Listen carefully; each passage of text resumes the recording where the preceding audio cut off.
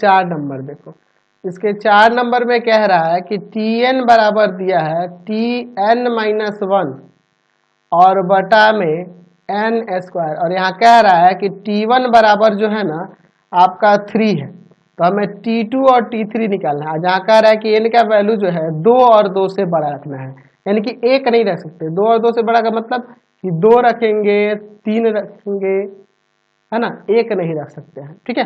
अच्छा, हमें 2 ही रखना होगा, 2 और 3, क्योंकि इसे आपको 2 ही ना निकालना है, T2 और T3 रखने वाले हैं, यानी कि 2 और 3 ही रखेंगे। तो n बराबर 2 पर, तो T2 बराबर क्या हो जाएगा, T2-1 बटा में 2 का स्क्वायर, तो ऊपर T2-1 यानी कि T1 हो जाएगा, और बटा में 4, तो T1 का वैल्यू आप ऊपर देख रहे हैं 3 दिया है, तो 3/4 आ गया T2। समझ गए ना।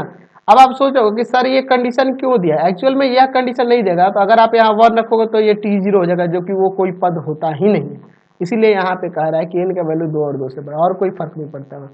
n बराबर 3 रखते हैं, T3 बराबर हो जाएगा T3-1 बटा में 3 का स्क्वायर, बटा में 3 का स्क्वायर, n की जगह रख दिए 3, तो देखिए ऊपर हो जाएगा T2 और बटा में 9, तो T2 का वैल्यू यही ना है 3/4, और नीचे 9 है, हाँ 3 3 9, 1/12, 1/12 यहाँ से इसका मान आ गया। समझ गए। Question number 3